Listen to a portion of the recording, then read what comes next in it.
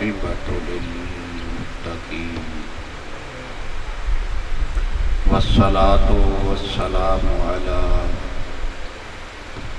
سيدنا ومولانا وشفيعنا وحبيبنا ورحيمنا وكريمنا ومعيننا ومغيثنا ومأوانا وملجانا سيدنا ومولانا محمد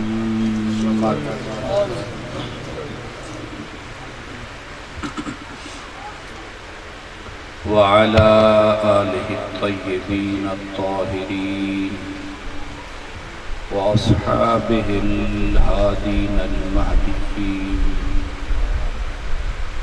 وأولياء أمته وعلماء ملته وسائر أمته أجمعين. أما بعد فأعوذ بالله من الشيطان الرجيم.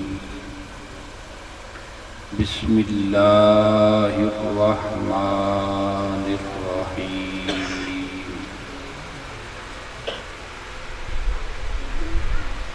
ربنا إني أسكنت من ذريتي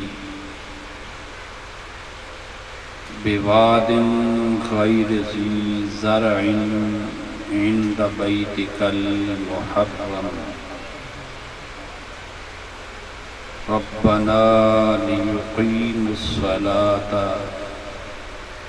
فاجعل أفئدة من الناس تهوي إليهم وارزقهم من الثمرات لعلهم يشكرون.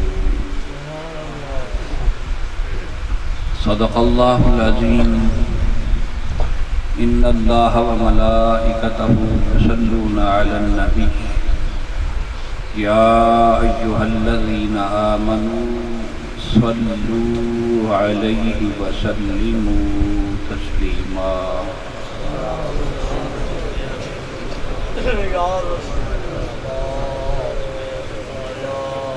الصلاة والسلام عليك يا سيدي يا رسول الله وعلى آلك وأصحابك يا سيدي يا حبيب الله. الصلاة والسلام عليك يا سيدي يا إمام القبلتين وعلى آلك وأصحابك يا سيدي يا جد الحسن والحسين. أدركني يا رسول الله صلى الله عليه وسلم.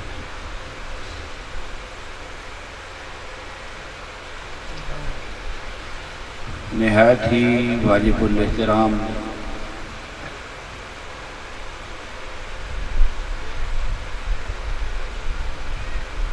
عزیز گرامی حضرت قبلہ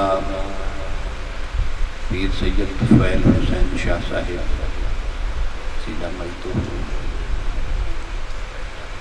دیگر معزز و محترم سامعین حضرات،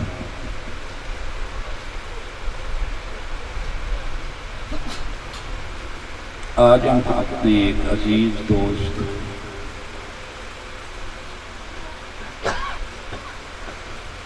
نہایت شریف النفس شخصیت محترم قاری مظہر علی قادری صاحب کے ایصال ثواب کے لیے 1 سال بعد اکٹھے ہوئے ہیں. رب ذوالجلال ان کی زندگی کے نیک اعمال کو درجہ قبولیت عطا فرمائے اور دانستہ نادانستہ لفظوں سے عفو درگزر فرمائے.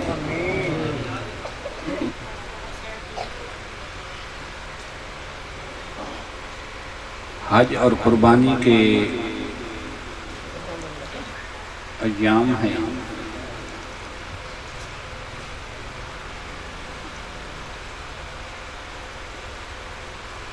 تو عام جو حج اور قربانی کے مسائل بیان کیے جاتے ہیں ان سے ہٹ کر ہم قرآن کریم کی روشنی میں چند ایک باتیں آپس میں شیئر کریں گے۔ حضرت سیدنا ابراہیم علیہ السلام اللہ کے حکم سے اپنے معصوم بیٹے حضرت اسماعیل علیہ السلام اور اپنی اہلیہ محترمہ حضرت سیدہ ہاجرہ سلام اللہ علیہا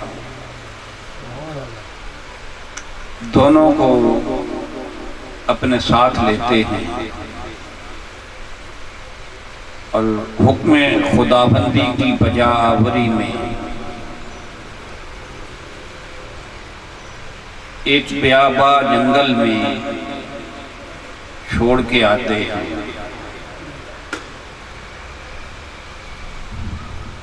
جب حضرت سیدنا ابراہیم علیہ السلام وہاں انہیں چھوڑتے ہیں، جس شہر کا نام ابھی مکہ نہیں تھا، کوئی اس کے ارد گرد آبادی نہیں تھی،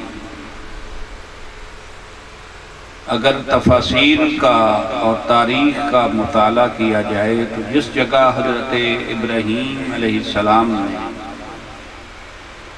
اپنے اس بیٹے اور اہلیہ کو چھوڑا وہاں ایک درخت تھا جہاں بعد میں یہ آب زمزم کا چشمہ ہوا، ایک درخت تھا اس کے پاس چھوڑا، تو چھوڑ کے جب جانے لگے تو اللہ رب العزت کی بارگاہ میں عرض کی ربنا انی اسکنت من ذریتی، مالک میں اپنے اس معصوم بیٹے اور اپنی اہلیہ کو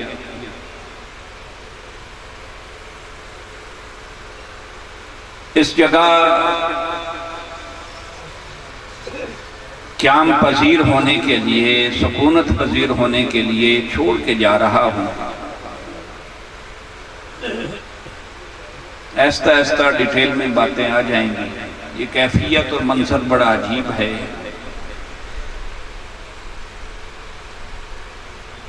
اگر میں نہ پیش کر سکوں تو میری کمی ہے، اگر آپ تک بات پہنچ جائے تو یہ میرے رب کے قرآن کا اور کلام کا اعجاز ہے۔ انی اسکنت من ذریتی، ذرا آج بھی اندازہ لگائیں کہ کسی کو بڑھاپے میں اولاد ملے، دعائیں کر کر کے رب ذوالجلال پچھلی عمر میں بیٹا دے، اور بیٹا ابھی معصوم ہے، چھوٹا سا بیٹا ہے، دودھ کے علاوہ ابھی وہ کوئی اور خوراک بھی نہیں لے سکتا، اس کا تعلق صرف ماں کی چھاتی سے ہے۔ اس معصوم بیٹے کو ابراہیم علیہ السلام جب چھوڑتے ہیں تو عرض کرتے ہیں ربنا انی اسکنت من ذریتی، مالک میں چھوڑ کے جا رہا ہوں۔ کتنا پیارا انداز ہے اس بارگاہ میں عرض کرنے کا کہ اگرچہ رب ذوالجلال کا اپنا فرمان تھا مگر عرض کر کے جا رہے ہیں مالک میں چھوڑ کے جا رہا ہوں۔ اس لیے کہ بعض اوقات کوئی کام انسان کو مجبوراً بھی کرنا پڑتا ہے، نہ چاہتے ہوئے بھی کرنا پڑتا ہے، دل نہ کرے تب بھی کرنا پڑتا ہے، مجبوری ہے۔ مگر یہ ابراہیم رب کا کیسا بندہ ہے، عرض کرتا ہے مالک تیرا حکم تھا، میں اپنی رضا اور خوشی کے ساتھ انی اسکنت، کوئی یہ نہ کہے کہ اللہ کا حکم تھا تو چاروں نچار ابراہیم کو چھوڑنا پڑا، نہیں، مولا تیرا حکم تھا ابراہیم دل و جان سے اس پہ راضی ہے، اور راضی ہو کے اتنی اسکنتو من ذریتی، اپنے اس معصوم بچے اور بیوی کو چھوڑ کے جا رہا ہے۔ اب ذرا توجہ کیجئے، قرآن نے اس جگہ کا نقشہ کھینچا ہے کہ اس وقت وہاں ماحول کیا تھا۔ بواد غیر ذی زرع، ایک ایسی وادی میں چھوڑ کے جا رہا ہے، ایسی پتھریلی اور خشک زمین ہے یہاں دور دور تک سبزہ بھی نظر نہیں آتا، یہاں دور دور تک کوئی سبزہ نظر نہیں آتا، غیر ذی زرع ہے، کوئی پودا نہیں، دور دور تک درخت نہیں، سبزہ نہیں ہوتا، پانی نہیں ہے۔ اور اگر تفاسیر کا مطالعہ کریں تو یہ ایسی جگہ تھی جہاں جنگل کے جانور بھی بسیرا نہیں کرتے تھے، اس لیے کہ وہاں جانوروں کے رہنے سہنے کا بھی انتظام نہیں تھا، کھانے پینے کی کوئی چیز نہیں ملتی تھی، بلکہ میں نے یہاں تک پڑھا کہ اس جگہ سے جب آسمان پر اڑتے ہوئے پرندے گزرتے تھے تو وہ بھی اپنا پڑاؤ نہیں کرتے تھے کہ یہ اتنی خشک اور پتھریلی تھی کہ یہاں پرندوں کے پیاس بجھانے کے لیے بھی پانی نہیں ملتا تھا۔ اب ذرا سوچئے نا، ابراہیم اپنا معصوم بیٹا وہاں چھوڑ کے جا رہا ہے، یہاں حالات کو دیکھ کر جانور اور پرندے اپنا بسیرا، رب کا حکم ہے، ابراہیم عرض کرتا ہے انی اسکنتو من ذریتی، مالک میں تو اپنی خوشی سے چھوڑ کے جا رہا ہوں۔ کیوں چھوڑ کے جا رہا؟ عند بیتک المحرم، اگرچہ یہ پتھریلی خشک زمین ہے، یہاں بھی سبزہ نہیں اگتا، مگر عند بیتک المحرم، تیرا حکم تھا نا تو تیرے حرمت والے گھر کے قریب چھوڑ کے جا رہا، تیرے حرمت والے گھر کے قریب چھوڑ کے جا رہا۔ اب میں نے جب یہ روایت پڑھی تو یقین جانیے حضرت ابراہیم علیہ السلام کا ذات الہ پر جو توکل تھا، ابراہیم خلیل اللہ کتنے متوکل تھے، رب پر کتنی توکل کرنے والے تھے۔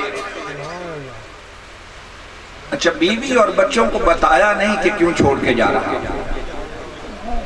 میں نے کہیں نہیں پڑھا کہ انہیں بتایا ہو کہ مجھے رب کا حکم تھا اس لیے تمہیں وہاں چھوڑ کے جا رہا ہوں، نہیں، خاموشی سے بیوی اور بچے کو لیا، وہاں چھوڑا اور چھوڑ کے واپس چل پڑا۔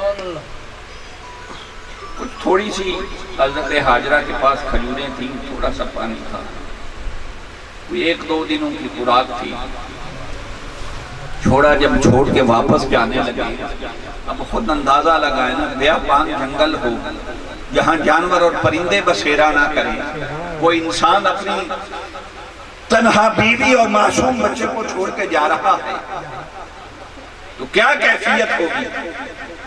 جب ذرا دور پہنچا، ابراہیم علیہ السلام تھوڑا سا چلے تو حضرت حاجرہ پیچھے سے اٹھی اور اٹھ کے آواز دی کہ ہمیں یہاں کیوں چھوڑ کے جا رہے ہیں؟ توجہ ہے نا،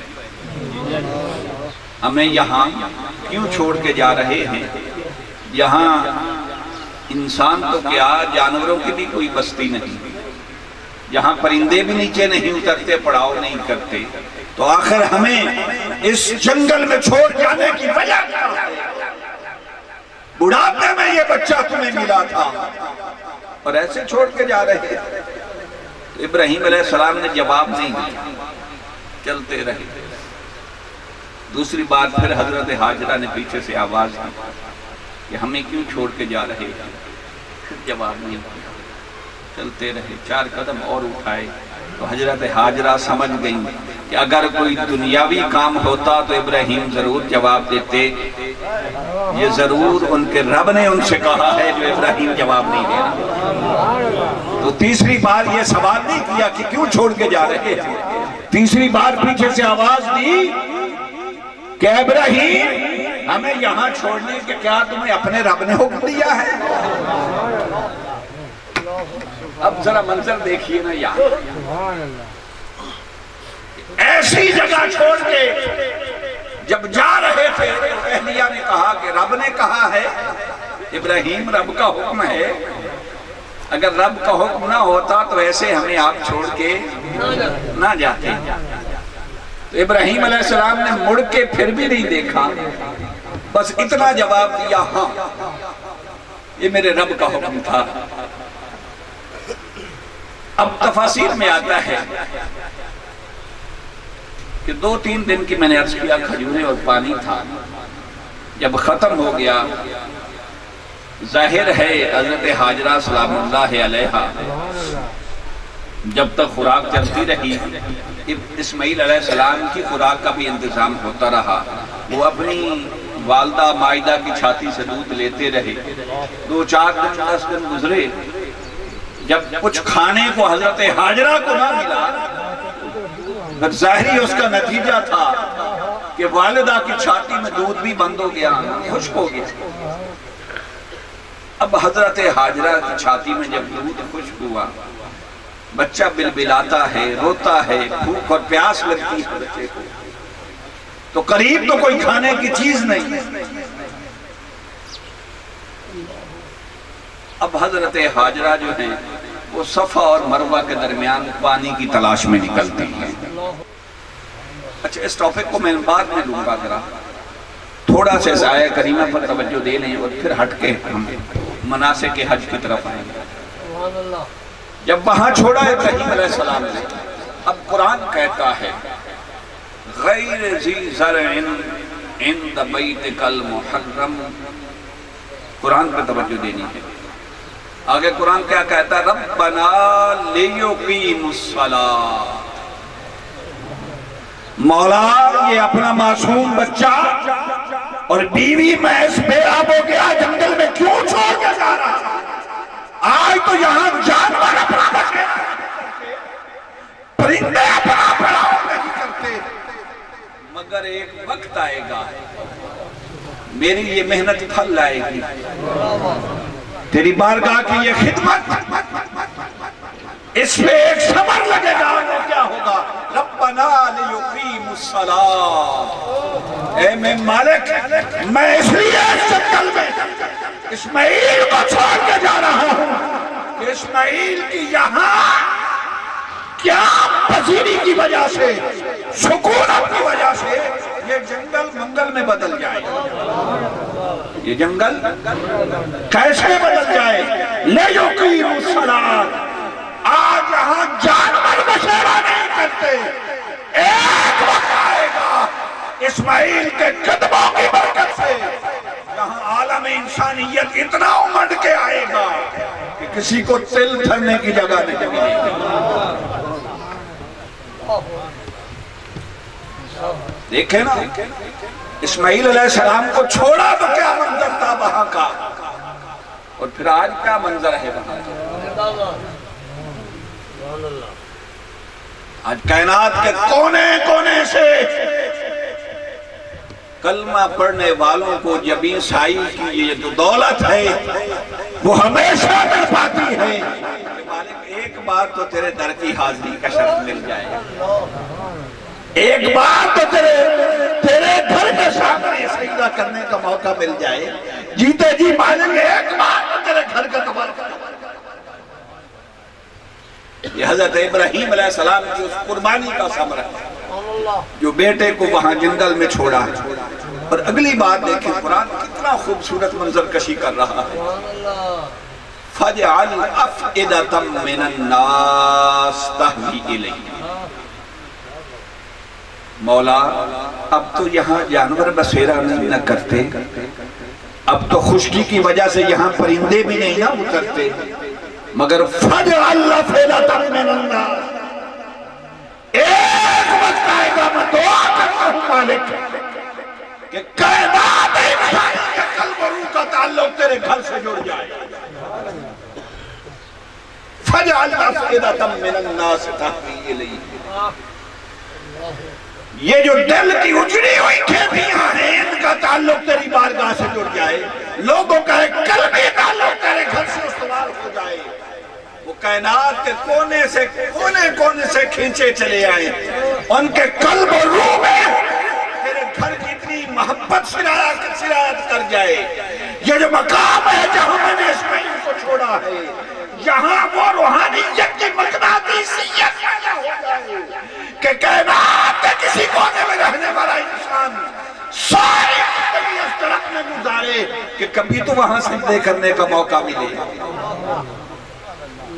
کبھی تو وہاں طواف کرنے کا موقع ملے، مالک کبھی تو تیرے گھر کی حاضری کا موقع ملے۔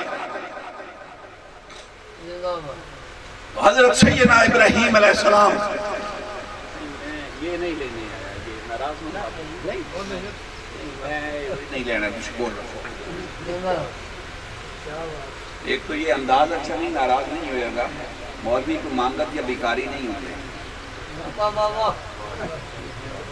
دوسرا میں تو یہ رکھنے نہیں دیتا، بالکل میری طبیعت نہیں ایسی۔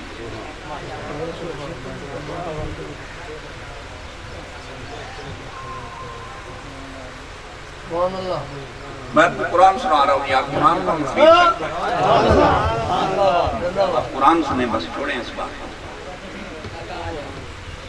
فرمایا ربنا لیقیموا الصلاۃ فاجعل افئدۃ من الناس، مالک ابراہیم اور اسماعیل کے اس جگہ قیام کی وجہ سے لوگوں کے دلوں میں اس گھر کی محبت پیدا ہو جائے، ایک طلب پیدا ہو جائے، لوگوں کے قلب اور روح کا رشتہ تیرے اس گھر سے جڑ جائے۔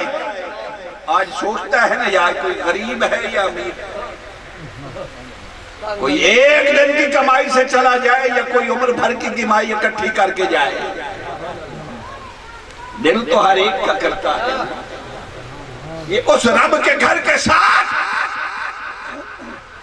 کائنات انسانی کے قلب و روح کا تعلق کیوں پیدا ہوا؟ یہ ابراہیم علیہ السلام کی اس دعا کی برکت ہے۔ فرمایا فَجْعَلْ أَفْئِدَةً مِّنَ النَّاسِ، مالک تیرا نام لینے والے جہاں بستے ہوئے اس دنیا میں، ان کا جسم تو وہاں ہو، روح کا تعلق جہاں۔ فَجْعَلْ أَفْئِدَةً مِّنَ النَّاسِ، قلب اور روح کا تعلق تیرے اس گھر سے جڑا رہے۔ اب کوئی روزانہ وہ آنا دعانی جمع کر کے زندگی بھر کی کمائی اکٹھی کر کے ایک بار تیرے گھر آئے، یا کسی کی ایک دن کی کمائی ہو، اور سچی گل ہے یار بھوک کھچر محبوب دا پیار ہوئے نا، وہ دی اور سوال ہے۔ نعرہ تکبیر، نعرہ رسالت، نعرہ تحقیق، نعرہ حیدری۔ اچھا دو باتیں ہمیں اس آیت سے سمجھ آئیں۔ ایک قرآن نے پہلے کہا غیر ذی زرعٍ، یہ خشک وادی ہے پتھریلی، یہاں پانی تک پرندوں کو نہیں میسر آتا، میں اپنا بیٹا چھوڑ کے جا رہا ہوں، مگر دعا کیا ہے؟ میرا بیٹا تو یہاں گزارا کر لے گا، مگر مولا میری دعا کو برکت عطا کر دے، وَارْزُقْهُم مِّنَ الثَّمَرَاتِ۔ آج جہاں جانور اور پرندوں کو پانی نہیں ملتا، ایک بکرا ہے، یہاں خوراک انسانی خود و نوش کا، یہ پھل کائنات کے جتنے خود و نوش کی اشیاء ہیں، وہ کائنات کے کسی کونے سے نہ ملیں، تیرے گھر میں آ کے سب کو ملیں۔ وَارْزُقْهُم مِّنَ الثَّمَرَاتِ، ہے تجربہ نا، جو دنیا میں کہیں سے چیز نہ ملے، مکہ اور مدینہ جائیں تو مل جاتے ہیں۔ تو یہ ابراہیم علیہ السلام کی دعا کا سبب ہے کہ وہ وادی جہاں اسماعیل علیہ السلام کو چھوڑا، وہاں پرندے نہیں اترتے تھے، وقت کے دامن میں اتنی گنجائش نہیں۔ آپ نے وہ واقعہ سنا ہوگا قبیلہ جرہم کا، کہ وہ وہاں سے تجارتی قافلہ گزرا تھا اور پرندے بھی ایک دن نیچے اترے پانی کو دیکھ کر۔ اب وہ میں سارا اگر بیان کروں تو پھر اگلا موضوع رہ جائے گا، مگر یہ کہ ابراہیم علیہ السلام اور اسماعیل علیہ السلام کی یہ برکت ہے کہ جہاں پرندے نہیں اترتے تھے نا، آج کائنات انسانی وہاں اپنا پیٹ کر کے اور جہاں اس وقت آبادی نہیں تھی، جنگل تھا، وہاں آج منگل بنا ہوا ہے۔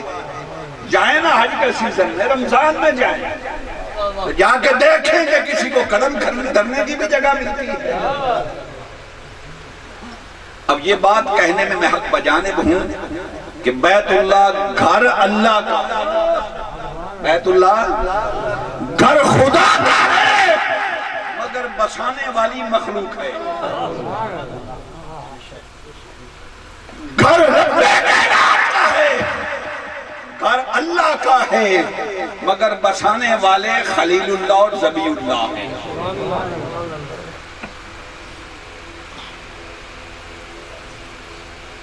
اب بات کو تھوڑا سا آگے لے کر چلتے ہیں۔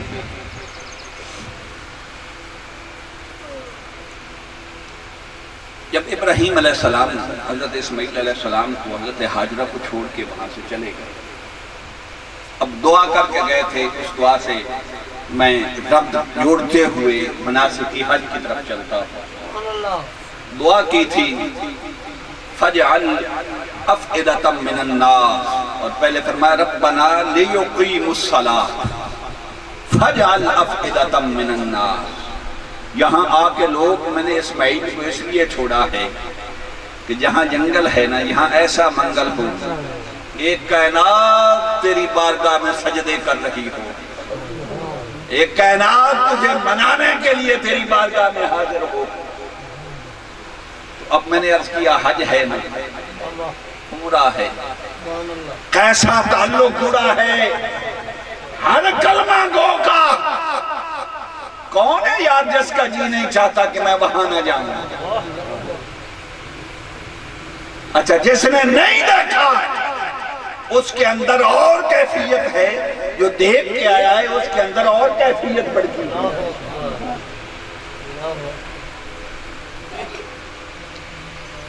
اب عمر بھر کی کمائی جو ہے اکٹھی کر کے کوئی بندہ حج کو چلا ہے،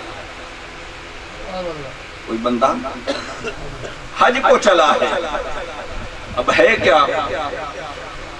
کوئی بلوچستان کا ہے، کوئی سندھ کا ہے، کوئی پنجاب کا ہے، کوئی خیبر پختونخوا کا ہے، کوئی انڈیا کا ہے، کوئی بنگلہ دیش کا ہے، کوئی یو ایس اے سے ہے، کوئی یو کے سے ہے۔ کائنات ساری روئے زمین سے اکٹھے ہو کے ایک دل کا تعلق جو قائم ہو گیا، اب کھینچے چلے آ رہے ہیں انسان۔ سارے تیار ہو کے گھر سے نکلے، ہر ایک نے ایک خوبصورت لباس زیب تن کیا ہوا ہے، اپنی ثقافت کے مطابق۔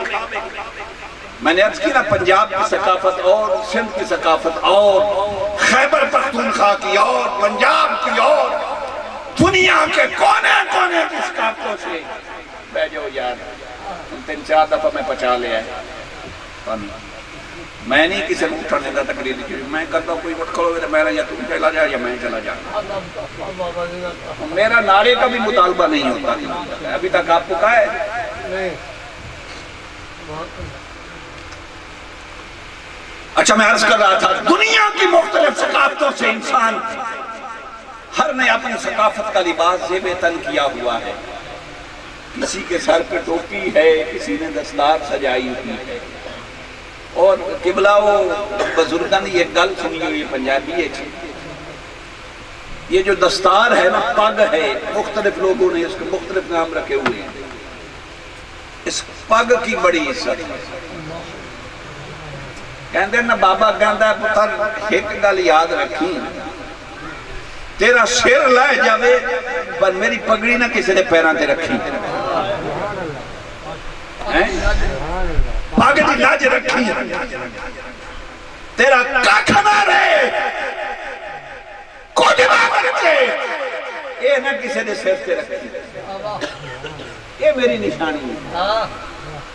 اب بابا کی پگ بھی سر پہ رکھی ہوئی ہے، اور سوئے حجاز چلا ہے حاجی، میقات آتا ہے حکم ہوتا ہے نہیں یہاں سے آگے نہیں. اب نہ یہاں تیری ثقافت رہے گی نہ یہاں تیری دستار رہے گی. یہاں دستار کی قیمت نہیں یہاں سے آگے کردار کی قیمت ہے.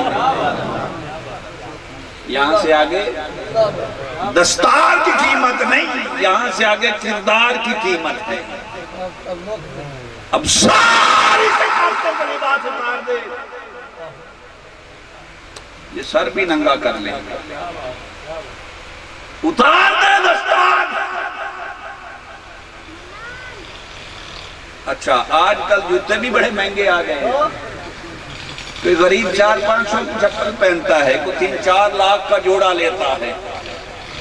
اب 3-4 لاکھ تک تو بوٹ میں نے دیکھے ہوئے ہیں پہنے ہوئے نہیں میری اتنی نہیں پسلی. بہرحال میں دکان پہ بندہ لینے جاتا ہے تو آج کل آپ کو پتہ ہے مارکیٹ میں کیا کیا چیز اویلیبل نہیں ہے. تو 3 لاکھ تک تو میں نے بوٹ دیکھا ہے سر میں. اب کسی نے 500 کی چپل پہنی ہوئی ہے کوئی 3 لاکھ کا بوٹ پہن کے جا رہا ہے. میقات آتا ہے کہتا ہے تو بھی اتار دے تو بھی اتار دے. اب سارے 200 کی چپل پہن گئے اور پھر ایک منزل ایسی آتی ہے اب یہ چپل بھی اتار دیں. اب یہاں آنا ہے تو ارب پتی ہے کروڑ پتی ہے یا تو ڈیلی ویجز پہ کام کرنے والا مزدور ہے. یہاں پاؤں ننگے ہوں سر ننگے پاؤں ننگے سر اور وہ ساری تہذیب اور ثقافتوں کے لباس اتار کے ایک تہمت چادر باندھنی ہے تہمت باندھنا ہے اور ایک انسلی چادر اوپر کر لیں. اب بتائیں نا جس نے آؤٹ رے سے سلوایا ہے جس نے ڈینڈی سے سلوایا ہے 4-4 ہزار سلائی دی ہے اور کسی نے پنڈ کے ایک ٹیلر سے سلوایا 500 سلائی دی ہے. اب میرا گھر ہے سارے اتار دو وہ ڈینڈی وینڈی کے سوٹ سارے اتار دو. اب یہاں 2 چادریں مختصر لانی ہے 2 چادریں سے بے تن کر لے ایک تہمت بنا لے ایک سے جسم کا پیر بھی ننگے بابا جی تو سر بھی ننگا. اب میرے گھر میں جب داخل ہوتا ہے نا میرا رب فرماتا ہے اب مناسک حج شروع ہوتے ہیں. گھر میں داخل ہوا نظر پڑی مولا تیرا لاکھ لاکھ شکر ہے جیتے جی میں بھی آ گیا نا. تو کتنا قریب ہے تو نے میری اوقات نہیں دیکھی تو نے میری حیثیت نہیں دیکھی. مولا تو کتنا قریب ہے تو نے کرم کیا میں تیرے گھر پہنچا. اب حکم ہوتا ہے کہ چکر لگانے. اچھا مسئلہ ساتھ ساتھ حل کرتے جائیں. یہ سلے ہوئے کپڑے آپ کیوں نہیں پہنتے؟ اب ایسے نماز تو ہو جائے گی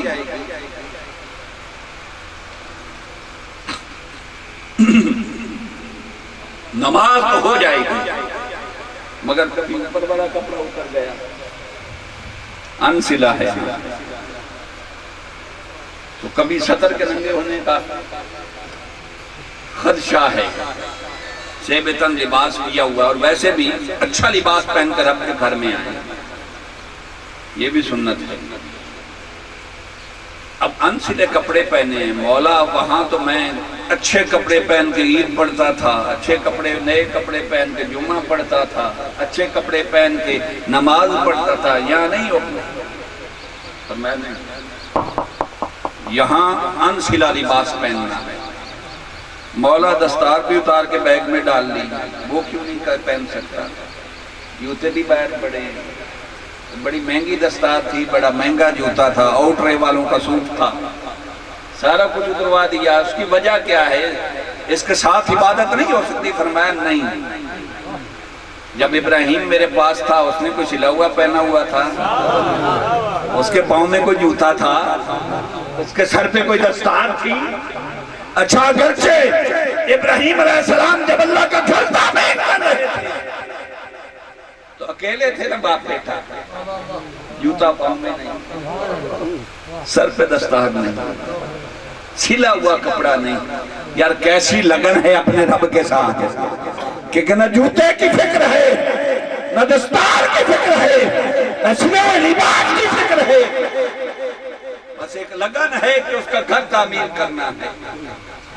میں ابراہیم اوے تجھے میرے ساتھ کتنا پیار ہے کہ نہ تجھے سردی میں کپڑے کی فکر ہے، نہ گرمی میں دستار اور جوتے کی فکر ہے، بس میری ہی لگن ہے. اگر اتنا پیار ہے نا تو ابراہیم تجھے یہ مجھے یہ تیری ادا بڑی پیاری لگی. ابراہیم اب کیا مطلب کہ میرے گھر میں حج کرنے آئے گا نا یا عمرہ کرنے، جب تک وہ تیرے والا لباس نہیں پہنے گا تب تک قبول ہی نہیں. نعرہ تکبیر، نعرہ رسالت، نعرہ تحقیق، نعرہ حیدری، آستانہ علی امانی شریف. جب تک تیرے والا لباس نہیں پہنے گا تب تک عبادت قبول نہیں. مولا کہیں دستار کہیں وہ اب اس قومی جدا سے نہیں جڑے ہر ویلے سنگے سر ننگے ہوندے لمیاں داڑیاں تے سر ننگے. بھئی اس کے ساتھ نماز میں قرات ہوتی ہے. اب یہاں دستار بھی اتار دی ہے. ابراہیم والا لباس پہنو. چلے مولا پہن نہیں ہے. اب چکر شروع کرتے ہیں.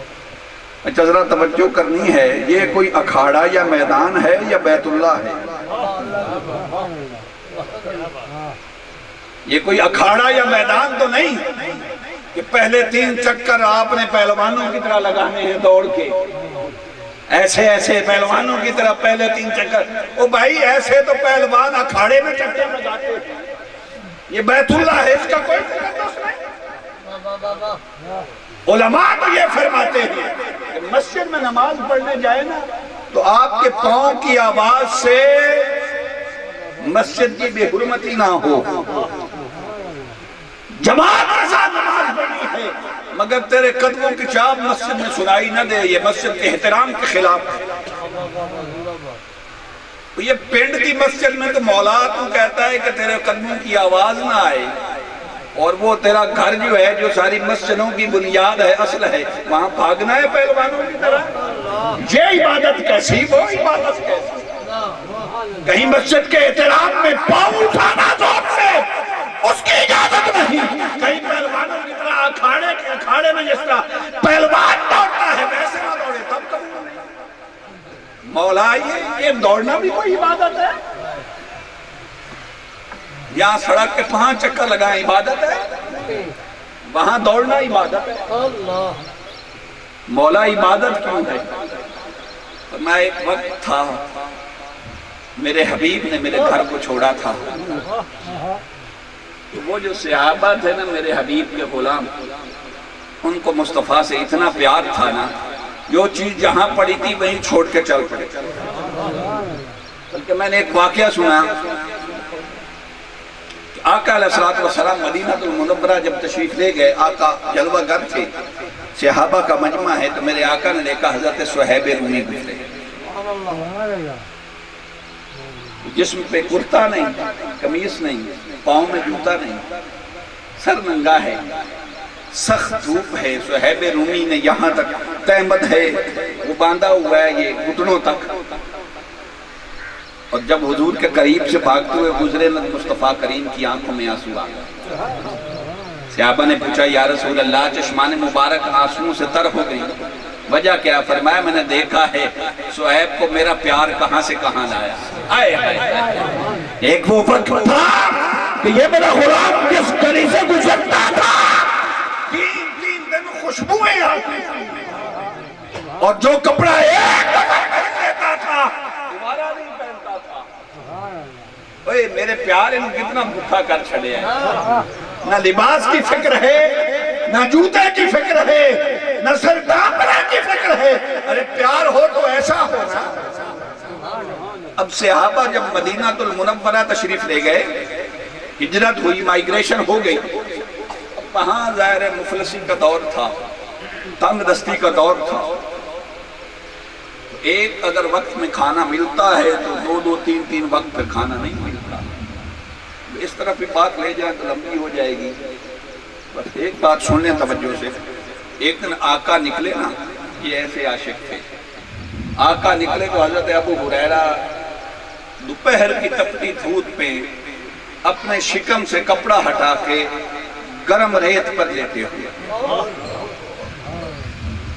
گرم زمین پر لیٹے ہوئے ہیں. آقا نے پوچھا ابو ہریرہ کیا ہوا؟ کتنے دن ہو گئے کھانے کو کچھ نہیں ملا, اب دھوپ پہ گرم مٹی پہ لیٹ کے اس پیٹ اس جہنم کی بھوک مٹانے لگا. ایسے بھی اب کیا ہوتا ہے, مجھے 2:15 تک کا ہے نا نہیں. اب ہوتا کیا ہے, میرے نال نہیں ناراض ہونا, جڑے میزبان نے انہاں 2:15 تک کیا ہے. ویسے تسی ناراض ہوگے تو پہلے ختم کر دیں. اب میں نے تو شام تک پشاور پہنچنا ہے, میں تو ویسے جلدی میں ہوں. تو میں عرض کر رہا تھا کہ صحابہ آقا علیہ السلام کے ساتھ صحن کعبہ میں داخل ہوتے ہیں تو بیٹھے ہیں آگے سے کفار اور مشرکین, وہ اپنے مختلف وفد جو ہے جس طرح ہوتے ہیں اکٹھے ہو کر بیٹھے ہیں. پنجابی کنن پر لا کے بیٹھے سن تو دیکھا تو ہنسنے لگے کہ گیس ہو نا چھوڑ گیا سانو تے لدی دا کھان بھی کوئی شے نہیں نا, بھوکے ہو گئے ہو, کمزور ہو گئے ہو, چہرے پیلے ہو گئے نے, رنگ زرد ہو گئے نے. تو میرے آقا نے دیکھا, وہ ہنس کر فرمایا میرے صحابہ میرے غلاموں ہن انجے نہیں, اب ایسے نہیں, اب ان کو بتانا ہے کہ مصطفیٰ سے تعلق جسم کا نہیں روح کا ہے. جسم جتنے بھی دبلے پتلے ہیں, رنگ جتنا بھی زرد ہے, جسم میں جتنے بھی نکاحت ہے, پہلے 3 چکر پہلوانوں کی طرح لگا دیں. اس وقت تو کوئی وجہ تھی, اب کیا وجہ؟ اللہ اکبر, اللہ اکبر.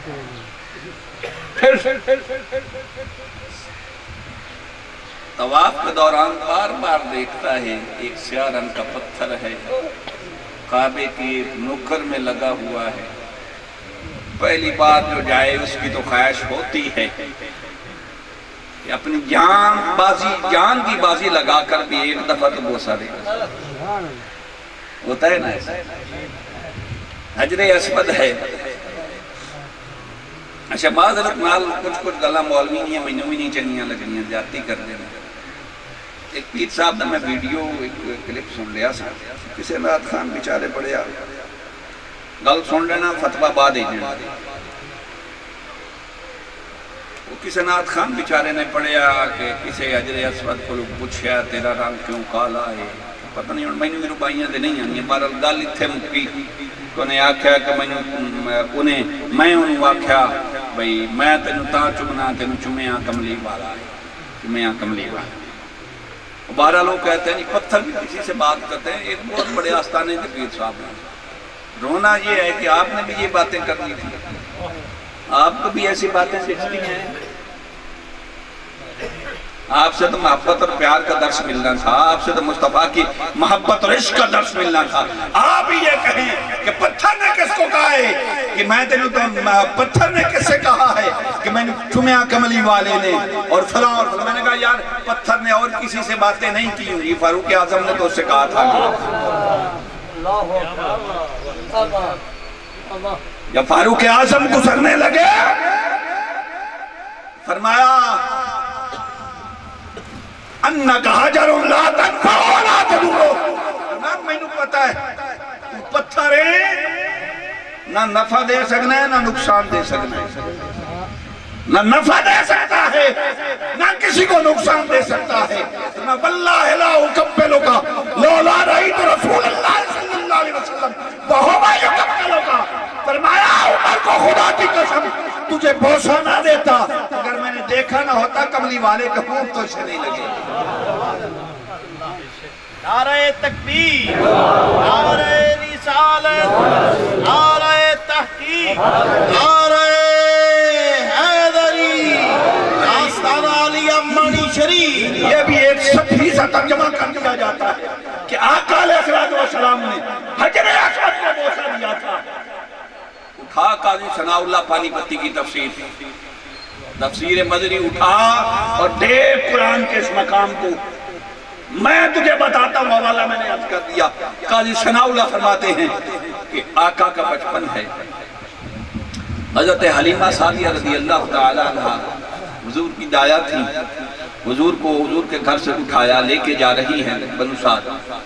اس وقت یہ معمول تھا، لوگوں کی عادت تھی کہ جب کعبہ کے قریب سے گزرتی نہ دایا بچوں کو لے کر صحن کعبہ میں کعبہ کا طواف کر کے حجر اسود کو بوسہ دے کے جاتی، پھر زندگی میں آنا ہوگا نہیں ہوگا۔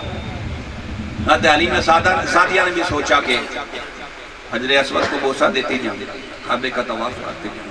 اب قاضی ثناء اللہ پانی پتی نے بڑی گل کی تھی، وہ فرماتے حضرت حلیمہ سعدیہ حجر اسود کے قریب ہوئی، حجر اسود کو بوسہ دیا، اب چاہا کہ اس بچے کو بھی حجر اسود کا بوسہ دلواؤں، فرماتے ہیں اللہ ابھی مصطفیٰ کو حضرت حلیمہ نے آگے نہیں دیا تھا کہ حجر اسود کعبے سے نکلا اور مصطفیٰ کریم کے ہونٹوں سے آگے لگا۔ تو میں تو یوں کہتا کہ فاروق اعظم نے فرمایا ہوگا کہ واللہ میں تجھے بوسہ نہ دیتا اگر تو نے میرے مصطفیٰ کو بوسہ نہ دیا، اگر تو نے میرے مصطفیٰ کو بوسہ نہ دیا ہوتا۔ تھوڑا سا آگے چلیں، پھر مقام ابراہیم آتا ہے، قرآن کہتا ہے وَاتَّخِذُوا مِن مَقَامِ إِبْرَاهِيمَ مُصَلًّى۔ اچھا جہاں ابراہیم کے قدم لگے ہیں نا، وہاں سجدہ کرو گے تو اور زیادہ راضی ہوں۔ مصلی بناؤ ابراہیم کے قدموں کی جگہ کو، وَاتَّخِذُوا مِن مَقَامِ إِبْرَاهِيمَ مُصَلًّى۔ مولا یہ شہن کعبہ سارا تیرے گھر کا ہی شہن ہے، مگر خاص یہاں کو سجدہ کرے، خاص یہاں کو تیری بارگاہ میں سجدہ کرے۔ اور فرمایا تجھے پتہ نہیں ابراہیم کھڑا تھا، میرا گھر بنا رہا تھا، گھر تعمیر کر لیا، مزدور نے مزدوری کر لی، اب مزدوری لینے کا وقت آیا، سمجھ رہے ہیں نا، مزدوری لینے کا وقت آیا۔ میں نے پوچھا ابراہیم تو نے میرا گھر بنایا، مانگ کیا مانگنا چاہتا؟ تو ابراہیم علیہ السلام نے دعا مانگی، بڑی لمبی دعا ہے، اب میں اس کا وقت نہیں، جو ٹو دی پوائنٹ بات ہے وہ عرض کر دیتا ہوں۔ ابراہیم علیہ السلام نے جو ہاتھ اٹھائے، سر ننگا ہے، دو چادریں ہیں، پاؤں ننگے ہیں، پتھر پہ کھڑے ہیں، اب کی ربنا وبعث فیہم مالک 49 سے ترجمہ کران کسی نے ناراضگی ہو جائے تو ہو بے پئی۔ مالک وہ جڑا محمد ہے نا، وہ جڑا تیرا محبوب ہے نا، انہوں کدے میری اولاد ہی دے چھڑے نا تے میری نبیاں تو پاک اچھی ہو جائے،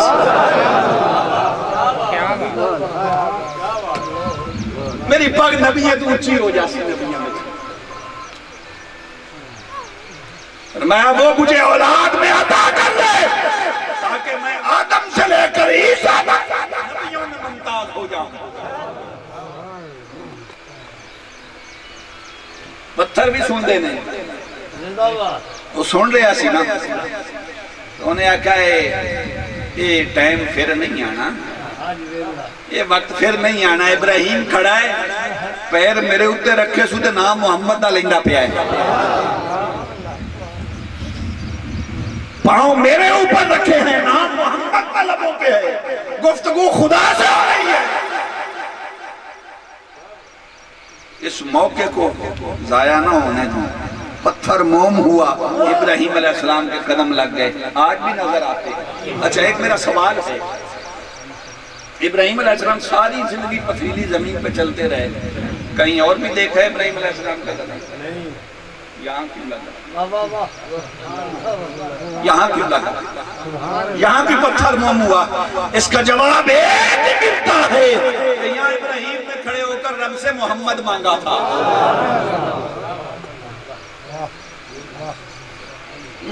پھر طواف کر لیا، اب بات بالکل آخری مراحل میں ہے۔ اب چلیں جی صفا مروہ کی طرف، صفا سے مروہ کی طرف، مروہ سے صفا کی طرف 7 چکر لگانے ہیں۔ یہ دوڑ سے بھی کوئی عبادت ہوتی ہے؟ 7 چکر لگائیں، دوڑیں، عبادت ہے۔ نہیں کرو گے تو نہ عمرہ ہوگا نہ جو۔ بھائی یہ صفا اور مروہ کے درمیان جو آپ صحیح کرتے ہیں، یہ کسی مفتی سے مسئلہ پوچھ رہے ہیں، نہ کریں تو ہو جائے گا عمرہ؟ آج عبادت تو تھی ہی، نفل پڑھتے، سجدے کرتے، یہ بھاگنا بھی کوئی عبادت ہے؟ اچھا دعائیں مستحب ہیں، اگر کوئی دعا نہ بھی مانگے تو صحیح جو ہے یہ اب خود عبادت ہے، یعنی صحیح میں کوئی دعا نہ بھی کی جائے تو بھاگنا ہی عبادت ہے۔ سب لائٹس لگا رکھی ہیں، یہاں سے یہاں تک تیز بھاگنا ہے، وہاں سے آگے پھر ایسا چلنا ہے۔ آپ نے دیکھا ہے اب کوئی وہاں نشیب و فراز، ایک جیسی یہ جگہ ہے، ٹکڑی والا پتھر لگا ہوا ہے بھائی، برابر جگہ ہے، مگر جب جہاں سے سب لائٹ شروع ہو نا اور جہاں جا کے ختم ہو وہاں تک بھاگنا ہے۔ مولا کیوں؟ فرمایا وہ ہاجرہ جب آئی تھی نا تو صفا پہ اسماعیل کو چھوڑا تھا، اب چھاتی میں دودھ ختم ہو گیا ہے، ابراہیم کے لیے دودھ نہیں تو پانی کی تلاش میں نکلتی ہے، یہاں سے سب لائٹ شروع ہوتی ہے، وہاں آتی ہے جگہ نشیبی آ جاتی ہے، بیٹا نظر نہیں آتا تو اس خوف سے کہ بیٹے کو کوئی چیز نقصان نہ پہنچا جائے تیز بھاگنا شروع کر دیتی ہے، جہاں جا کے ہم نے لائٹ لگا رکھی ہے نا سب ختم ہوتی ہے، وہاں جا کے نشیب فرازی جگہ شروع ہو جاتی ہے، اونچائی کی طرف چلنا شروع کر دیتی تھی تو بیٹا نظر آنا شروع ہو جاتا تھا۔ مولا وہ تو بیٹے کو دیکھنے کے لیے ایسا کرتی تھی، ہم کیوں؟ کوئی سبب بھی تو ہونا چاہیے نا، کوئی وجہ بھی تو ہونی چاہیے۔ تو قرآن جواب دیتا ہے کہ نہیں یہ سنیا نے ہمیں عقیدے بنانے، قرآن کہتا ہے لِكُلِّ أُمَّةٍ جَعَلْنَا مَنْسَكًا هُمْ نَاسِكُوهُ فَلَا يُنَازِعُنَّكَ فِي الْأَمْرِ۔ یہ جو مناسک کہا گیا ہے نا، محبوب آپ سے کوئی پوچھے نا یہ بھجرہ کری عبادت ہے، یہ پتھران چمڑا کری عبادت ہے، انہوں نے کہو فَلَا يُنَازِعُنَّكَ فِي الْأَمْرِ، ہاں بدبختو اس میں تم تنازع نہ کھڑا کرو، ان امور میں جھگڑا نہ کرو، یہ عقل کے کام تو ہیں نہیں، یہ تو سارے عشق کے کام ہیں، نسبت کے کام ہیں۔ اور علامہ صاحب میں ایک بات عرض کر دوں یہاں، میری زندگی کا نتیجہ ہے جتنی تھوڑی سی میری عمر ہے، نسبت کو عبادت پر فضیلت، اگر میرا جملہ یاد رہے، نسبت کو عبادت پر فضیلت ہے، اسی کو لے لیں۔ کوئی کہے کیسے؟ کہ سائیں دکھائیں نا کہیں اور بھی دوڑنا عبادت ہے، آپ 232 میں سارا دن دوڑتے رہیں عبادت ہوگی؟ تو صفا اور مروہ کے درمیان دوڑنا بھی عبادت ہے، اس دوڑنے کو ہاجرہ کے ساتھ نسبت، دوڑنے کو ہاجرہ کے ساتھ نسبت ہے۔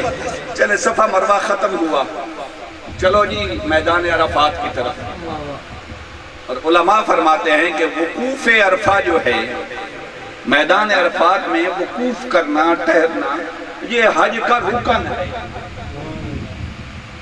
وہاں آپ تسبیحات کریں، نوافل پڑھیں، ذکر اذکار کریں، یہ سارے واجبات، مستحبات اور سنتیں ہیں، ان میں سے کوئی چیز رکن حج نہیں، رکن حج جو ہے وقوف عرفات۔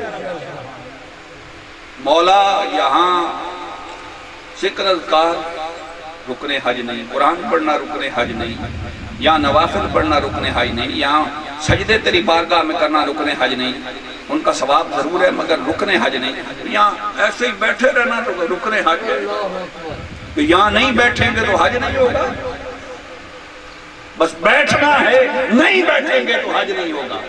مولا کیوں فرمایا آدم اور حوا جب آسمان سے اترے تھے نا جنت سے،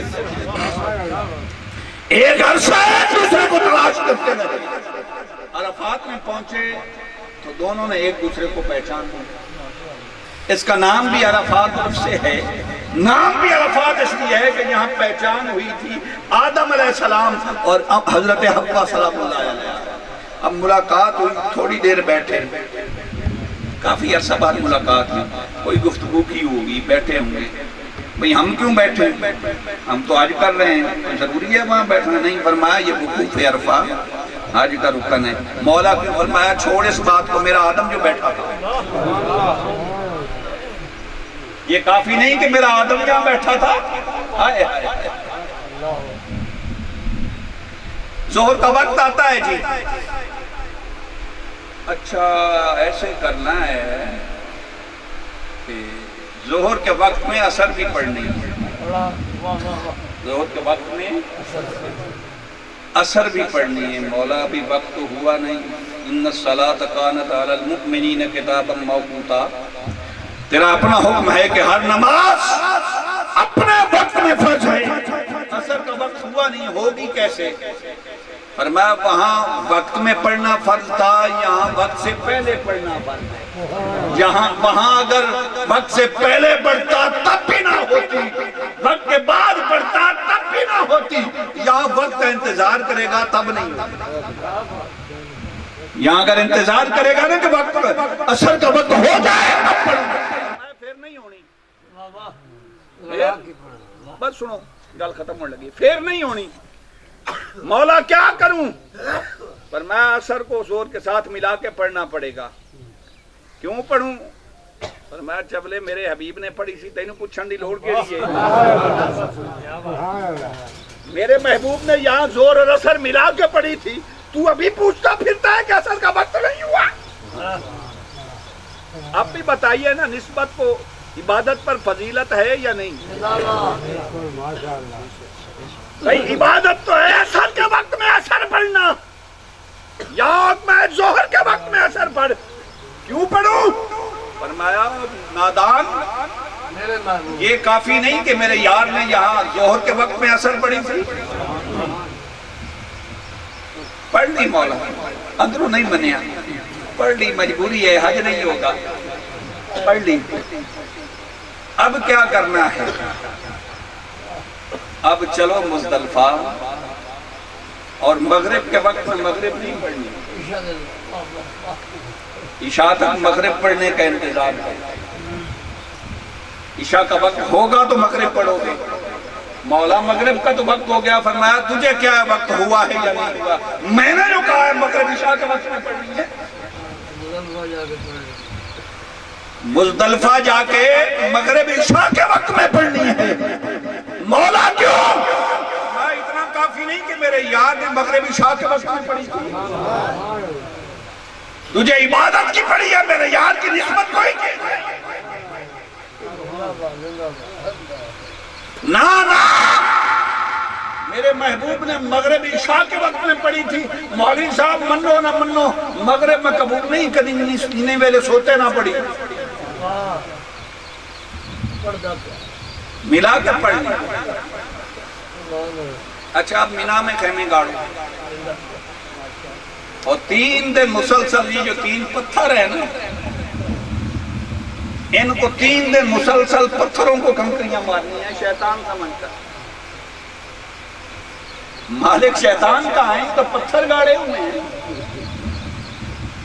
فرمایا چھوڑ، اسی مقام پر وہ بدبخت میرے ابراہیم خلیل اللہ کو بہکانے آیا تھا نا، اس نے کنکر مارا تھا، اور پتر باویں ہوتے پتھر بھی ہوئے نا، کنکر دن مارنا پوے گا، جے نہیں ماریں گا تو پھر کچھ شک گزرے گا کہ اسے پارٹی دائے۔ اس لیے پتھر کو کنکر مارنے ابراہیم نے 5-6 ہزار سال پہلے مارے، جب تک نہیں مارے گا آج نہیں ہوگا۔ بات ختم کریں، کافی وقت گزر چکا ہے۔ آج شروع سے لے کر آخر تک مجھے بتائیے کون سی حج ایسی کیفیت ہے، کون سا حج کا ایسا رکن ہے جس کی نسبت کسی نہ کسی اللہ کے بندے کے ساتھ ہے؟ اور کوئی مجھے ارکان حج، یہ جو مناسک حج ہیں، ان کی لاجک اس کے علاوہ بتا دے، ان کی منطق اس کے علاوہ بتا دے کہ ایسا کیوں کرتے ہیں۔ ہر کام کی کوئی نہ کوئی لاجک اور منطق ہوتی ہے نا، اس کے علاوہ کوئی مجھے لاجک بتا دے، کوئی نہیں جواب۔ اچھا اب کہتا ہے بل خود نہ جعلنا لکم من شعائر اللہ. یہ جو دمبا ہے نا جسے تم قربانی کے لیے ذبح کر رہے ہو، یہ بھی میری نشانی ہے. میں کہ واہ مولوی صاحب، بھیڑ نوں تے بکرے نوں تے دمبے نوں اللہ دی نشانی سمجھ لیا تے ولی اللہ دے مزار نوں اللہ دی نشانی نہیں کہنا. وہ بھیڑ اور لیلا جڑا عید تے ذبح ہونا ہے وہ تو اللہ دی نشانی ہوئی. جنہیں ساری زندگی اللہ دی عبادت کی تھی جتھے ہو سکتا ہے وہ اللہ دی نشانی نہیں. کمال ہے تیری عقل پہ. ایسی عقل پہ ماتم نہ کیا جائے تو کیا کیا جائے. 5 نمازیں پڑھتے ہیں ختم صرف سامان منگاؤ نہیں بس ختم ہو چکا ہے. 5 نمازیں پڑھتے ہیں ان کی لاجک سن لیں 1 منٹ 1.5 منٹ بعد ختم. پھر اللہ کرسی میں نے ملاسو بھی نہیں، پھر زیادہ سر کھاندہ ہے. ایڈی گرمی میں بھی نہ سفر کرنا پہنچی.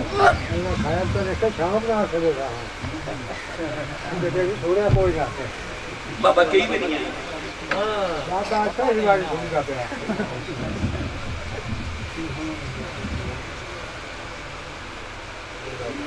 5 نمازیں پڑھتے ہیں. کبھی سوچا ہے کسی سے پوچھ لیں حضرت سے کہ حضرت جی یہ فجر کے 2 فرض کیوں ہیں، ظہر کے 4 کیوں ہیں، عصر کے 4 کیوں ہیں، مغرب کے 3 کیوں ہیں، عشاء کے 4 کیوں ہیں؟ کوئی لاجک بھی ہونی چاہیے. فجر کے 3 کیوں ہیں، عشاء کے 2 کیوں ہیں، ظہر کے 3 کیوں ہیں، مغرب کے 4 کیوں ہیں یا 2 کیوں ہیں؟ یہ فجر کے صرف 2 کیوں ہیں، ظہر کے صرف 4 کیوں ہیں، عصر کے صرف 4 کیوں ہیں، مغرب کے صرف 3 کیوں ہیں اور عشاء کے صرف 4 کیوں ہیں؟ فرمایا سن پھر یہ بھی کسی کی ادا ہے. آدم علیہ السلام اللہ کی بارگاہ میں توبہ کرتے رہے. بالآخر نے اللہ رب العزت نے بوسیلہ مصطفیٰ توبہ قبول فرمائی. وقت کون سا تھا؟ فجر کا وقت. اللہ نے توبہ قبول فرمائی. آدم علیہ السلام نے 2 نفل نیت کی، شکرانے کی کہ 2 نفل پڑھ رہا ہوں. اس کی بارگاہ میں اس نے توبہ قبول کی. فرمایا ابراہیم تیری ادا منانے کی بڑی پسند آئی، منایا جائے تو مجھے ایسے منایا جائے. تو تیری یہ ادا مجھے بڑی پسند آئی. اب آنے والے محبوب کی امت پر اس وقت میں 2 رکعتیں فرض کر دوں گا اور قیامت تک تیری یاد دہراتے رہیں گے. زور کا وقت آیا. ابراہیم علیہ السلام نے حضرت اسماعیل علیہ السلام کو لٹایا ہوا ہے، گردن پہ چھری چلانے لگے ہیں. آسمان سے جبرائیل مینڈا لے کر آتے ہیں. اب جب چھری کے نیچے سے ابراہیم حضرت اسماعیل علیہ السلام کو نکال کے مینڈا نیچے لٹاتے ہیں، حکم ہوتا ہے وَفَدَيْنَاهُ بِذِبْحٍ عَظِيمٍ. تیری قربانی قبول ہو گئی اور ہم نے یہ فدیہ قبول کر لیا. ابراہیم علیہ السلام اسی وقت 4 رکعت نماز نفل نیت کی. مالک تیرا شکر ہے میری قربانی قبول کی. ابراہیم تو بڑے امتحانوں سے گزرا ہے نا، یہاں تک پہنچا ہے. تو یہ جو 4 رکعتیں تو نے میری بارگاہ میں محبت سے پڑھی ہیں نا، یہ 4 رکعتیں امت محمدیہ پر اسی وقت میں فرض کر دیں. عصر کا وقت آتا ہے. عزیر علیہ السلام 100 سال سوئے رہے. 100 سال بیدار ہوئے. شکرانے کے طور پر نیت کی 4 نفل پڑھ لوں، 4 رکعتیں شروع کیے. وقت عصر کا تھا. رب نے فرمایا عزیر یہ جو تیری نیاز مندی ہے نا میری بارگاہ میں مجھے بڑی پسند آئی ہے. اب عصر کے وقت میں اپنے محبوب کی امت پر 4 رکعتیں فرض کر دوں گا. اچھا حالے سمجھ نہ آئی ہوگی تو مغرب لے نہ کھیڑا ہو جائے گا. بس 2 منٹ ایسے ٹھہر جاؤ، انہیں سارے توڑے حال دیکھنا ہے. اگے نہ کھیڑا نہیں نہ ہویا تو ہون ہو جائے گا. مغرب کے وقت 4 کیوں نہیں، 2 کیوں نہیں، 3 کیوں ہیں جن کا نصف نہیں ہو سکتا؟ مسافر ہے، زور ہے، عصر ہے، عشاء ہے، 2 پڑھے، مغرب کے وقت 3 ہی پڑھے گا کیونکہ 3 کا عاد نہیں. یہ 3 کیوں ہیں؟